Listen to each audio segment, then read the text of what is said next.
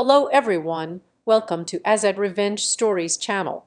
I need 4 days for my father's funeral, I said, my voice steadier than the trembling in my chest. Vivian from HR looked up at me over her computer screen. The air conditioning hummed too loudly in the silence that followed. That's not possible right now. You're aware we're in the middle of the Noland integration. She adjusted her glasses, eyes already drifting back to her monitor. You can take 2 days maximum. The team needs you here. My father died yesterday. The words felt strange in my mouth, still unreal. The funeral is in Michigan. 2 days isn't enough time to even get there and back. I understand this is difficult, but we are at a critical juncture. Her tone suggested she understood nothing. Perhaps you could attend virtually. Many families are doing that now. I stared at her, waiting for some flicker of humanity. When none came, I said, I need to be there in person. He raised me alone after my mom died. I'm his only family. Vivian sighed, the kind reserved for inconvenient children. Listen, I don't make the rules. We're short-staffed, and your role is essential right now. You'll need to choose between work and family. That's just the reality.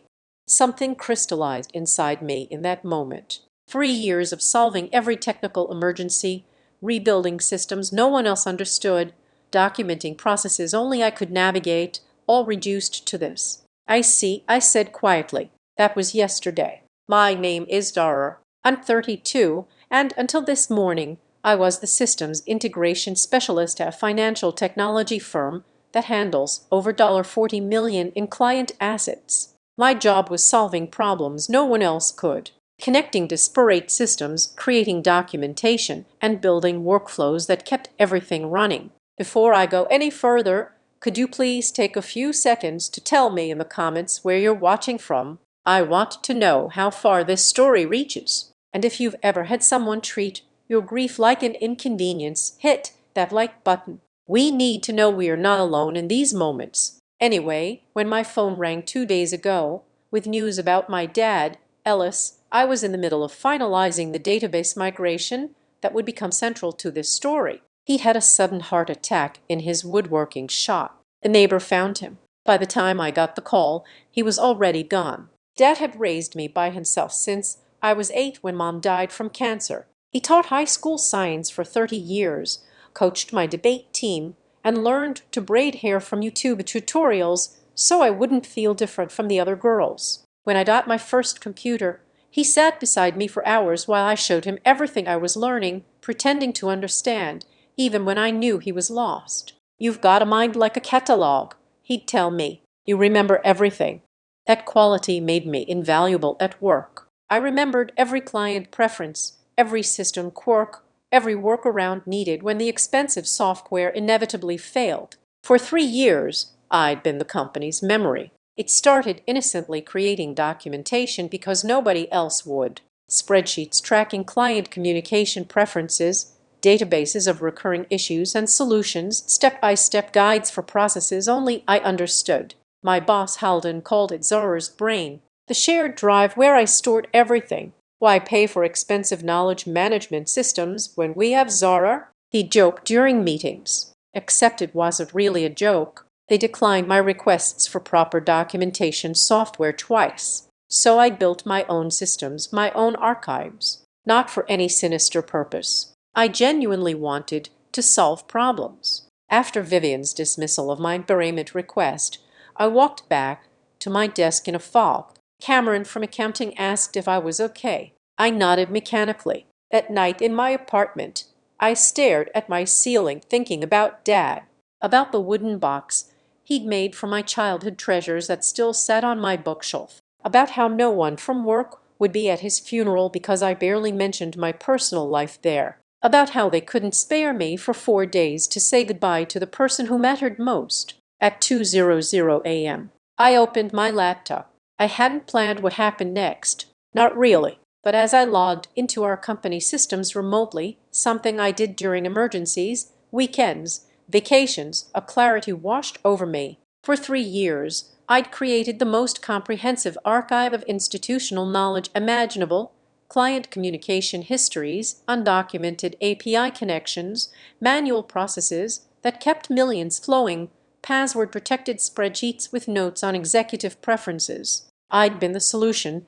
to their refusal to invest in proper systems. My fingers moved quickly over the keyboard. I began downloading everything, not company data or client information, but my documentation, my guides, my notes, the maps I'd created of their broken systems. By dawn, I had extracted 3 years of institutional knowledge. I encrypted everything and moved it to my personal cloud storage. Then I systematically removed it all from the company drives, leaving only basic files that anyone would expect to find. My resignation email was simple, effective immediately. All institutional knowledge I've compiled over 3 years has been relocated to ensure continuity during my personal transition. I included nothing else. No explanation, no 2 weeks' notice, nothing about my father. They hadn't earned that context. Then I shut my laptop, packed a bag, and caught the first flight to Michigan. I turned off my phone during the flight. When I landed and powered it back on, there were 17 missed calls, 9 from Halden, 5 from Vivan, 3 from numbers I didn't recognize. The voicemails escalated in panic. "Sir, call me immediately. We need to discuss your email." Alden sounding confused. "This is highly unprofessional. Return our calls now."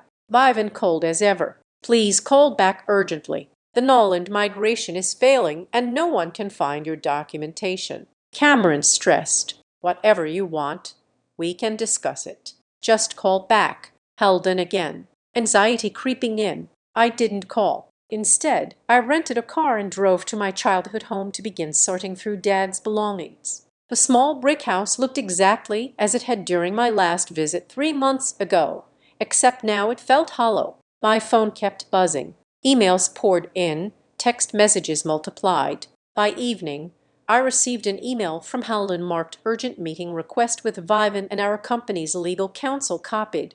They wanted a video call to discuss the situation and your father's funeral arrangements. How interesting that my father's funeral suddenly warranted discussion. I agreed to the call, scheduling it during what would have been my lunch break the next day. Then I silenced my phone again and continued sorting through old photographs of Dad and me. The next morning, I sat at Dad's kitchen table with my laptop open, waiting for their call. When the video connected, I saw Halden, Vivan, and a woman I recognized as Meredith from legal, all crowded around a conference room table. "Zara, thank you for joining." Halden began, his usual confidence noticeably diminished. "First, let me express our condolences about your father." I nodded but said nothing. "We are concerned about your abrupt resignation and the situation with company materials," he continued.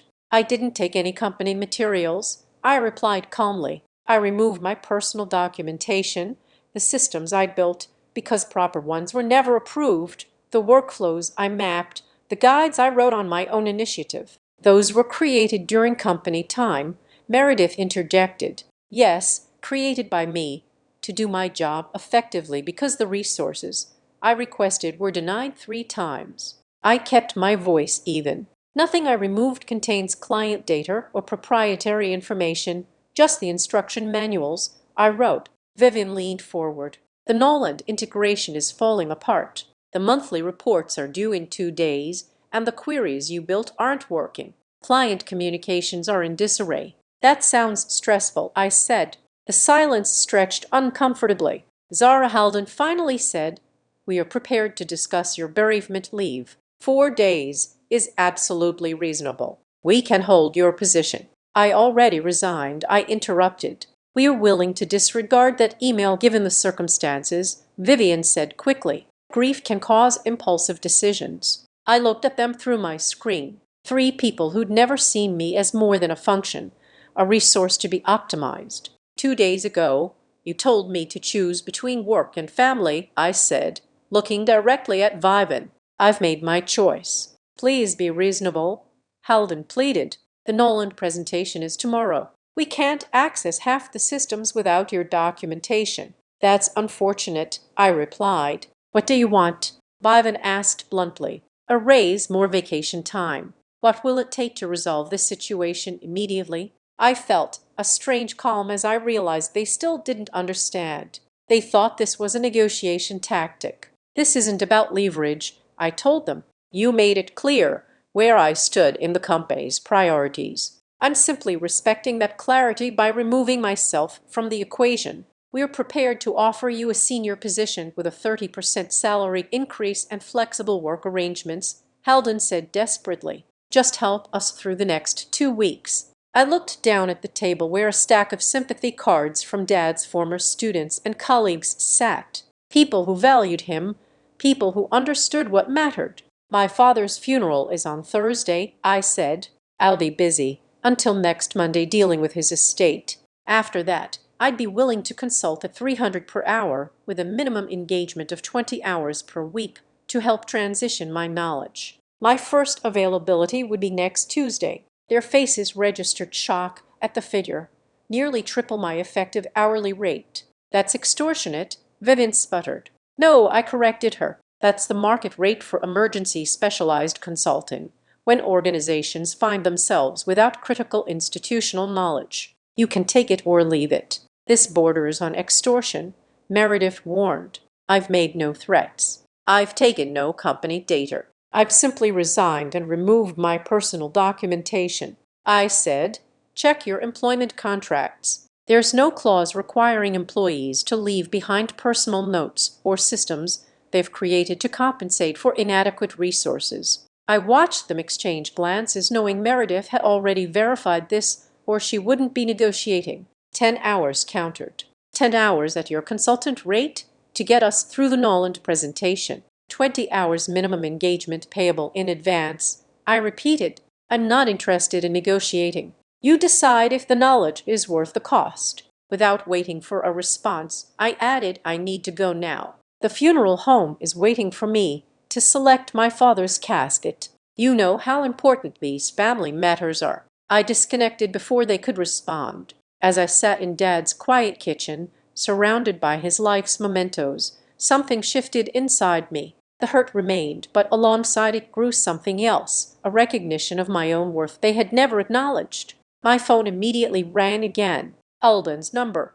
I let it go to voicemail, then listened. We'll agree to your terms, his voice said tightly. Send your consulting contract and payment details. We need you on a call by 5:00 p.m. today. I put my phone down and closed my eyes. In the quiet of Dad's house, I could almost hear him saying what he told me when I was hesitating about leaving for college. Sometimes people only understand your value when they feel your absence. I didn't send a contract that afternoon or that evening. Instead, I visited the funeral home, picked out a simple wooden casket that reminded me of Dad's woodworking, and sat in his workshop running my fingers over his tools. Let me tell you something about grief. It's not linear. It comes in waves. Sometimes when you're standing in line at a coffee shop. Sometimes when you're holding your father's favorite flannel shirt, breathing in what's left of his scent. That day, it hit me as I found a small wooden pendant he'd been working on with my initials carved into it. An unfinished gift. My phone kept buzzing with increasingly desperate messages. The Noland presentation is falling apart. Legal is prepared to approve your contract immediately. Please respond ASAP. I silenced them all and continued sorting through Dad's belongings. The funeral was still 2 days away. I had time. On Thursday morning, I stood in the small chapel where both my parents' funerals had now been held. Dad's colleagues filled half the room. Science teachers who'd worked alongside him for decades. Former students who'd become teachers themselves. Neighbors who'd checked on him regularly after I moved away. I recognized every face as people shared stories about how Ellis had touched their lives. I thought about what creates a meaningful legacy. It isn't the hours worked or deadlines met. It's the humans you help along the way. After the service, my old debate team coach, MS. Wynne, hugged me tightly. Your father was so proud of you, she said. He told everyone about your work, though I don't think he ever quite understood what you actually did.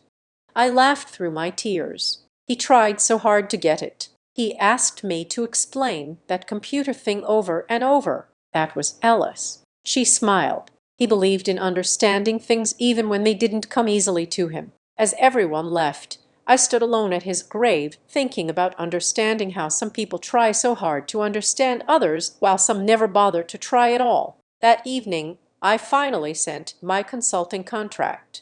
4 pages of detailed terms, including a clause specifying all interaction would occur during business hours only, with 24-hour advance scheduling required for any calls or meetings. I also included a knowledge transfer fee of $5,000 in addition to my hourly rate. They signed it within the hour and sent the first payment. The next morning, Friday, I joined a video call with the Noland team. Their presentation had been postponed to Monday, an embarrassing but necessary delay they had to request from their potential $3.8 million client. "Thank you for joining us, Sarah," Halden said, visible relief in his expression. "We've got the whole team here."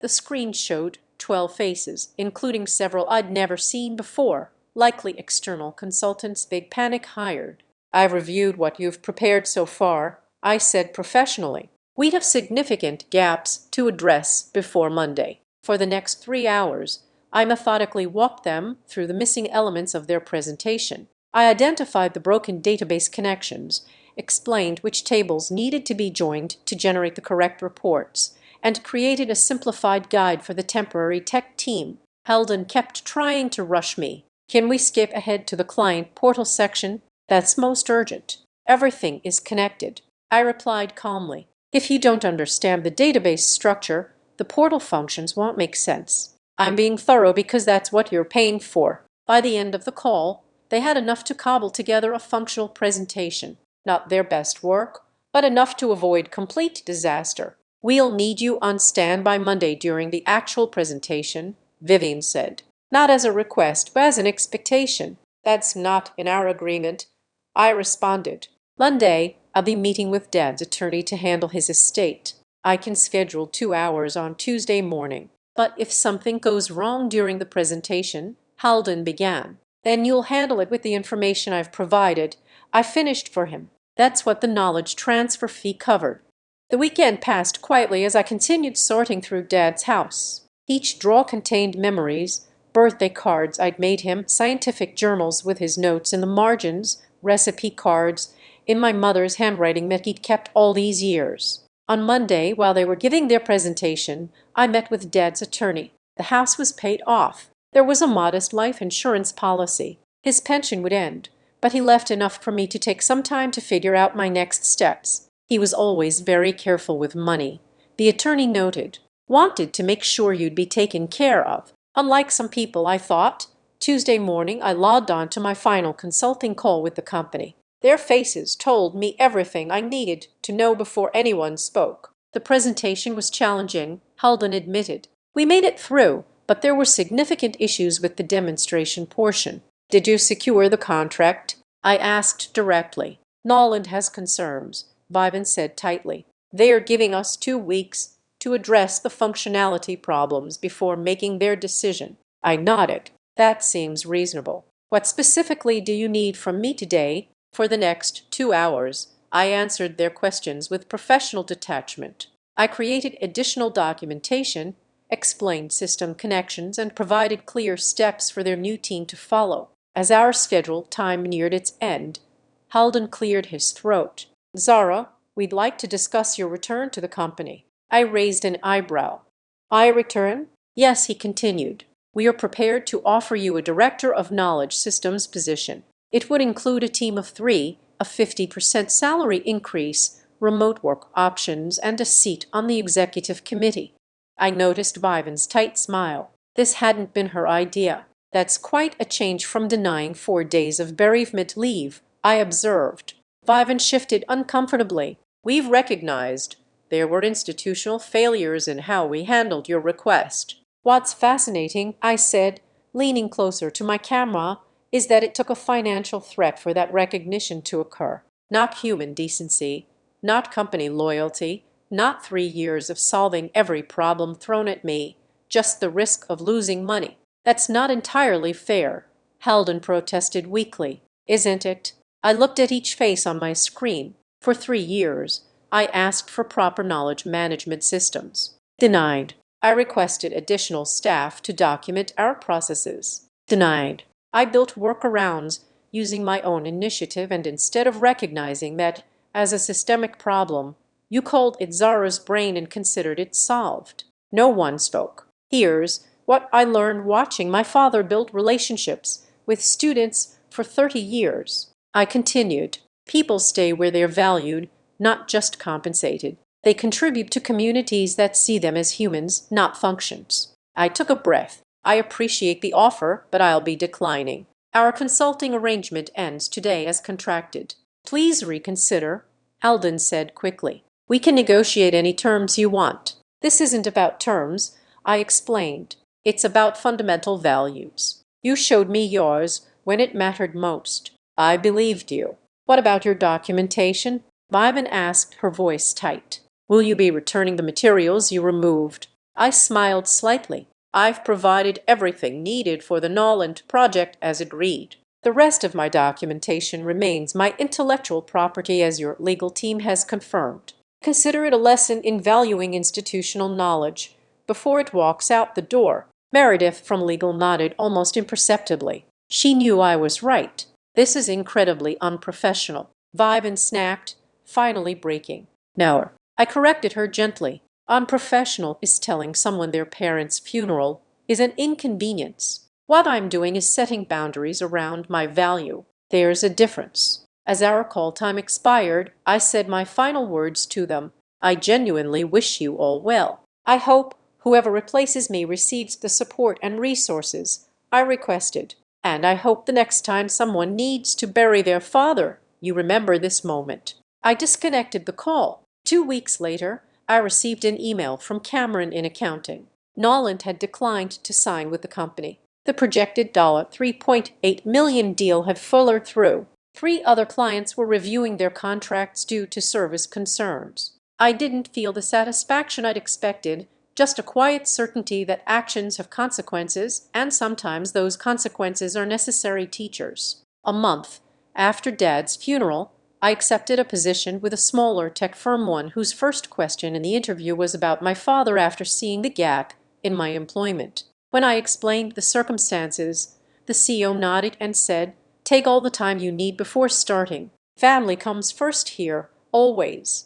I later learned that Vivian had been reassigned to a non-management role. The company had hired a knowledge management consultant and implemented many of the systems I'd requested years ago. Too late for me, but perhaps not for those who remained. 6 months later, as I settled into my new role, I received a LinkedIn message from Halden. I owe you an apology, not just for how things ended, but for taking your contributions for granted all along. You were right. We didn't value the human, only the function, and trying to change that in my new department. The company lost 4 major clients after you left. They are still recovering. I think about your father often, strangely enough, a man I never met who raised someone with such clarity of purpose. He must have been remarkable. I sat with that message for a long time before replying. He was, "Thank you for recognizing that. I wish you well, Halden." That night, I placed the wooden pendant my father had been making, the one with my initials, on my desk at home. I'd finished sanding it myself, applied the same oil finish he would have used. It wasn't perfect, but it was complete. Sometimes the most powerful thing you can do isn't some elaborate revenge scheme. Sometimes it's simply removing yourself from environments that don't value you, taking your worth with you, and letting the consequences unfold naturally. The company had denied me 4 days to bury my father, and in return I took something much more valuable, the knowledge they'd never bothered to properly value until it was gone. If you're watching this and you're in a place where your humanity comes second to your productivity, know that you have more power than you realize. Your knowledge, your skills, your presence, these have value beyond what's reflected in your paycheck. Never let anyone convince you otherwise. If this story resonated with you, please hit that like button and subscribe. Share it with someone who needs to be reminded of their worth. And if you've ever had to stand up for yourself the way I did, drop a comment below. I want to hear your story too, because in the end, that's what matters most. Not the work we produce, but the stories we share, the boundaries we defend, and the values we uphold when it matters most. I invite you to subscribe to the Azad Revenge Stories channel, like this video, and support me further by hitting the hype button so the story in this video can be heard by many more people. Thanks to all.